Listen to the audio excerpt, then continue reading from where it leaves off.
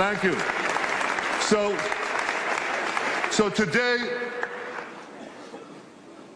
I want to ask you, you remember that great Clint Eastwood movie, The Good, the Bad, and the Ugly? Well, I want to talk about the good, the bad, and the beautiful. The good are all the good things that we are doing in Israel that are helping make the world a better place.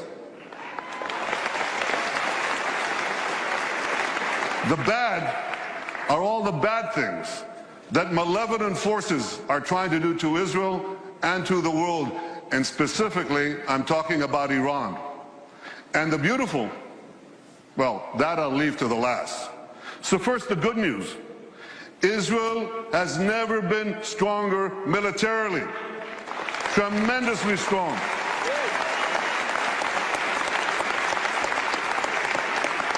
That's an F-35 fighter plane, the most advanced in the world.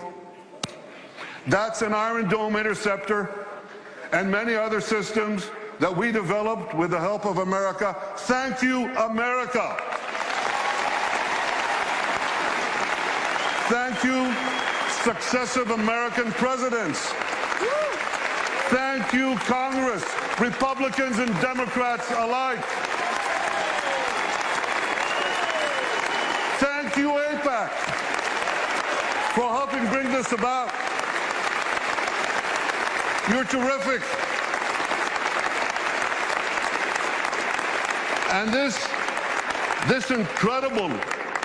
incredible military is buttressed by superb intelligence, unmatched in the world. Can you see me? I can hardly see you. I have to get closer. Yeah, I see you. That's good. Superb intelligence. You know, in the last few years, Israel's incredible intelligence services have foiled dozens of major terrorist attacks across the world in dozens of countries. That plane, a plane like that, could have been blown out of the sky if it weren't for Israeli intelligence. A plane heading from Australia to the Persian Gulf. You're boarding planes when you leave this place. You are safer because of Israeli intelligence. It not only protects Israeli lives, it protects innocent lives around the world.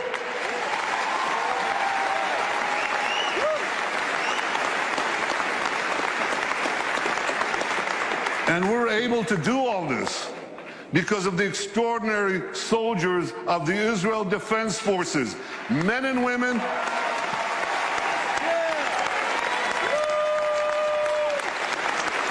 Look at them. Men and women, black and white, religious and secular, gay and straight, Jews, Muslims, Christians, Druze, Circassians. They come from different backgrounds, but they're united with a common mission to protect the state of Israel. They keep us safe. They make us proud.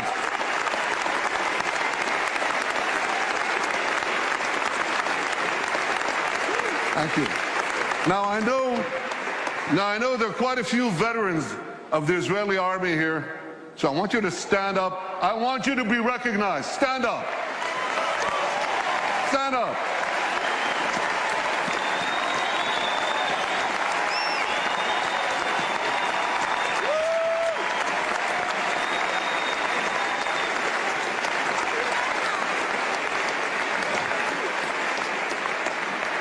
But the good news doesn't stop merely with Israel's strong military. It continues with Israel's strong economy. It's a tremendously strong economy. And I'll tell you, we made it stronger by moving Israel to free market principles, which unleashed the spark of genius embedded in our people into innovation, entrepreneurship. And there's a revolution taking place. This couldn't happen at the better time. Look at the 10 leading companies in 2006. 5 energy companies, one IT company, Microsoft. And a mere 10 years later, 2016, a blink of an eye in historical terms. It's completely reversed. 5 IT companies, 1 energy company left. The true wealth is in innovation.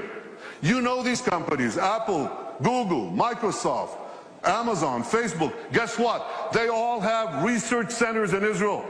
All of them. Major research centers. And they're not alone. There are hundreds more. And there's a reason. Something is going on. It's a great change. It's, you want to hear jargon? It's one sentence. This is a terrible sentence, but I have no other way to say it. It's the confluence of big data, connectivity, and artificial intelligence. Okay? Did you get that?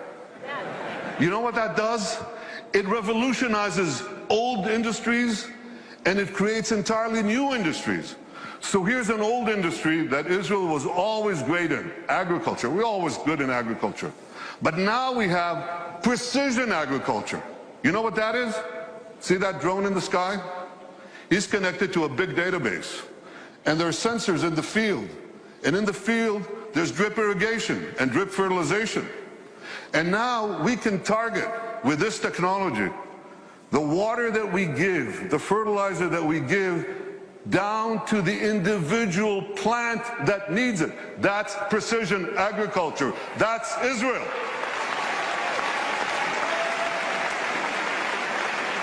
Unbelievable. You know, we were always good in water. I want you to see how good we are. So we recycle almost 90% of our wastewater. The next country with less than 20% is Spain. You can see how Israel, what it does for water, what it does for the environment. So when you take these two things, agriculture and water, and the other technologies that we apply in both, we can change the world. We are. We are. I just heard about an African woman in Africa has to walk 8 hours a day to give water to her children. 4 hours one way to a well, 4 hours back. And a young Israeli company brought in this technology that improves on Moses. You remember Moses? He brought water from a rock. They bring water from thin air. They bring water to Africa, to millions of people in Africa. Israeli technology. And I was just recently in India. That's my friend, Prime Minister Narendra Modi. Great friend. I'm showing him cherry tomatoes. This is in Gujarat, India. This is Israeli technology. And what I heard there was fantastic. Farmers came from the region. There's an experimental farm there and a place where Israel gives technology know-how to Indian farmers. 65% of India's population are farmers. And one farmer after the other gets up and says, because of Israeli technology, I've increased my crop yields and my income 3 times, 4 times, 5 times. Israel is changing the world in India, in Asia, in Africa, in Latin America, everywhere. These are the old industries. Now there are new industries. Israel is literally, how can I say this? Israel is literally driving the world. I'm talking about autonomous vehicles. Israel is a world leader in autonomous vehicles. 500 tech companies that sprang out almost instantaneously. And one of them, Mobileye, up there on the left, was just sold to Intel for the paltry sum of $15 billion. But the interesting thing is that Intel said to them, here are the keys to our 30 worldwide autonomous vehicle businesses. You run it. Israeli technology is driving the world. And one last industry, there are many more, but one more that you're all familiar with. You have bank accounts? You should. Okay. Well, you don't want anyone hacking into them, right? Or into your cars, or into the planes you ride. You need cyber security. Everybody needs cyber. Israel has become a world leader in cyber security. Look at how much they invest in the hundreds of Israeli startup companies, tremendous companies. But here's another factor that you should know. Israel's population is how much? Who knows? Class? 8 million. It's closer to 9, but it's about between 8 and 9 million, that's correct.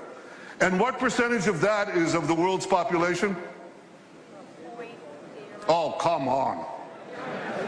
It's 1/10 of 1%.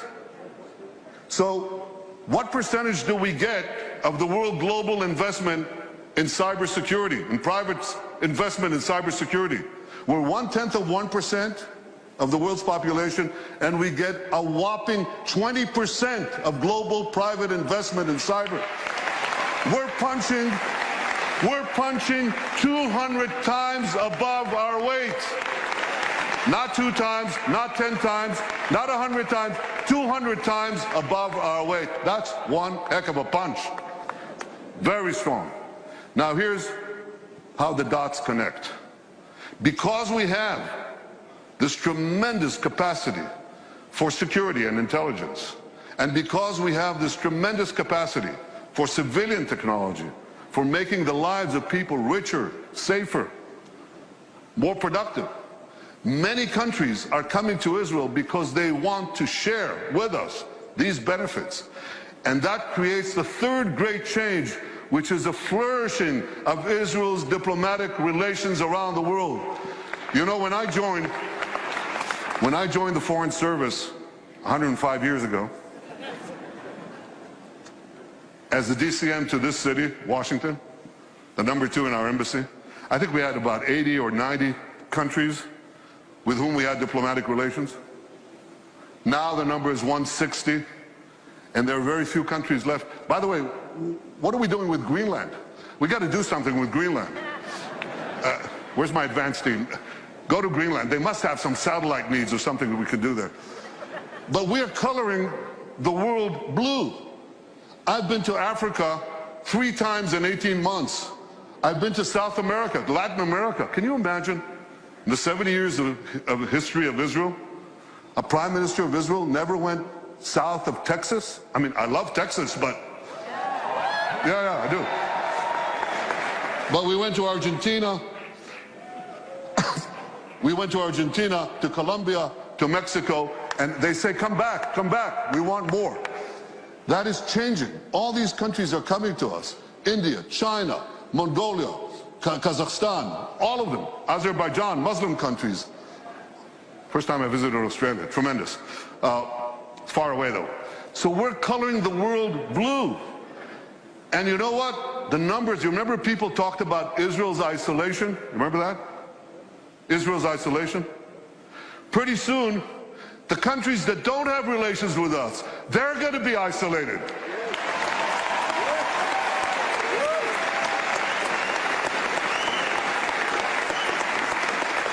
There are those who talk about boycotting Israel.